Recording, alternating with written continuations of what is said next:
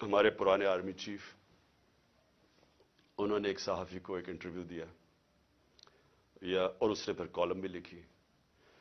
اس میں اس نے 2-3 چیزیں ایسے کہیں، تو میں صرف ان کے اوپر بات کرنا چاہتا ہوں کہ اگر ہمارے ملک نے اب اس دلدل سے نکلنا ہے تو پاکستان کو ایسے ہمیں چلانا پڑے گا جو اب تک ہم نہیں چلا پا رہے. اور اس کے لیے سب سے پہلی چیز ہوگی رول آف لا.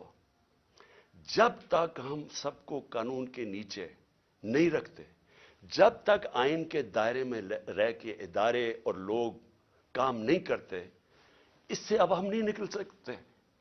میں پھر سے کہہ رہا ہوں، ایک ہے نعمتوں کا راستہ، وہ بالکل مختلف ہے. ایک ہے تباہی کا راستہ، اس طرف ہم نکلے ہوئے ہیں.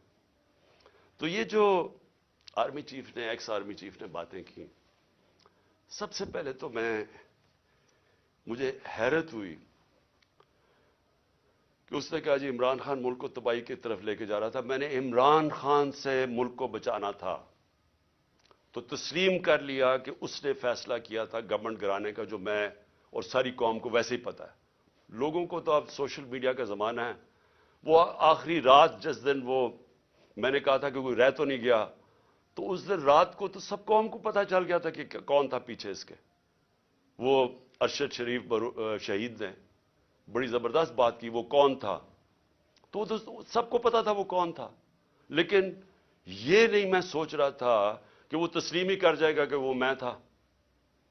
اور اس نے کہا کہ بڑے برے حالات تھے پاکستان کے اور تباہی کی طرف جا رہا تھا. تو پہلے تو اس نے اکانومی کی طرف کہا، پھر اس نے فورن پالیسی کی طرف کہا کہ امریکہ بڑا ناراض تھا، امریکہ خوش نہیں تھا عمران خان سے، اور فورن پالیسی کا بھی وہ ایکسپرٹ تھا. پھر اس نے سیاست کی بھی کوئی باتیں کی، بڑا لمبی بات چیت کی. پھر وہ شوکت ترین کے اوپر کہہ دیا کہ اس نے اکانومی تباہ کر دی. تو اکانومی کا بھی ایکسپرٹ، پالیٹکس کا بھی ایکسپرٹ، فورن پالیسی کا بھی ایکسپرٹ وہ. دیکھیں یہ آگے جو میں اب ملک کو آگے کا سوچ رہا ہوں نا کہ ملک آگے کیسے بڑھے گا.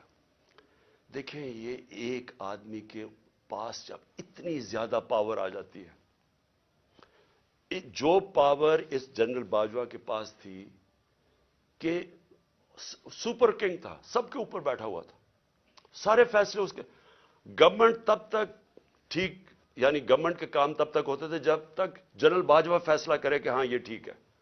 لیکن اگر میں عمران خان کہہ رہے کہ اس ملک میں احتساب ہونا چاہیے، جو 30 سال سے ملک کو چوری کر رہے تھے، جن کے پرانے کیسز بنے ہوئے ہیں، سوائے شہباز شریف کے 2 ٹی ٹی کیس اور وہ جو اس کا ایف آئی اے میں مقصود چپڑاسی والا کیس تھا 16 ارب کا، اور ٹی ٹی کا 8 ارب، جو اوپن اینڈ شٹ کیسز تھے، ان کے علاوہ تو سارے پرانے کیسز تھے.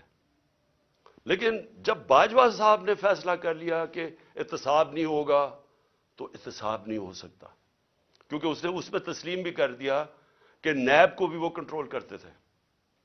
سو نیب بھی ان کے ہاتھ میں تھی، تو اکاؤنٹیبلٹی اگر وہ نہیں فیصلہ کرتے تو نہیں ہو سکتی، کیونکہ سپر کنگ ہے وہاں بیٹھے ہوئے. اس سے کیا چیز سامنے آئی کہ ایک آدمی کو جب اتنی زیادہ پاور مل جائے لیکن اس کو کوئی پوچھنے والا نہیں ہے، کوئی چیک نہیں کر سکتا. تنقید تو عمران خان کی ہوتی تھی ہر دوسرے دن، ہر روز ٹی وی پہ گالیاں سن رہا ہوں، تنقید ہو رہی ہے. پنچنگ بیگ تو میں تھا، پاور وہ لے کے بیٹھے تھے. فیصلہ جو کرنا ہے وہ، اگر وہ فیصلہ میں کوئی پالیسی وہ مانتے تھے تو وہ ہو جاتی تھی. اور خوش قسمتی سے کرونا کے اوپر ہم ایک پیج پہ آ گئے، کیونکہ ہم نے بڑا فیصلہ کیا کہ سمارٹ لاک ڈاؤن ہونا. ہم اپنے لوگوں کو تباہی میں نہیں ڈالنے لگے، کیونکہ غریب نے کچھ لے جانا تھا. اگر ہم لاک ڈاؤن کر دیتے غریب نے مر جانا تھا. تو ہم نے بڑا فیصلہ کیا تھا، تو اس میں انہوں نے سپورٹ کی، تو وہ تو ٹھیک چلتا گیا، بلکہ بڑا اچھا کام ہوا. اور بھی کام تھے. میں بار بار کہتا ہوں کہ بڑا ایشو بن سکتا ہے پولیو کا پاکستان میں. اس کے اندر بارڈر ایریاز میں بہت مدد کی انہوں نے. پھر ٹڈی کا آ گیا تھا، وہ جو لوکسٹ کا تھا، مدد کی اس میں. لیکن جدھر فیصلہ کیا کہ احتساب نہیں ہونا، اور ان کے فیورٹ شہباز شریف تھا، آپ شہباز شریف کو کچھ نہیں کر سکتے تھے. اس کا جج کبھی آ جاتا تھا، ہم بھی حیران کہ کبھی آج جج بینچ ٹوٹ گیا تو پر کچھ ہو گیا ہے، پھر شہباز کی کمر ٹھیک نہیں ہے. اوپن اینڈ شٹ کیس ہم نہیں پکڑ سکے، اور اس کو فیصلہ کیا ہوا تھا کہ پرائم منسٹر بنانا ہے. اور فیصلہ کافی پہلے کا ہو گیا تھا. کہنے کا میرا مقصد یہ ہے کہ آج جدھر پاکستان کھڑا ہے، ذمہ دار تو وہ آدمی ہے جس نے یہ فیصلہ کیا کہ اب گورنمنٹ گرانی ہے، کہ عمران بڑا خطرناک ہے. لیکن قوم آج سارا اس فیصلے کی، قوم جو تباہی ہوئی ہے ملک کے اندر، اب قوم اس کا بوجھ برداشت کر سکتی ہے. تو کوئی پوچھنے والا نہیں ہے، کوئی انکوائری نہیں ہوگی کہ اس نے کس طرح فیصلہ کیا.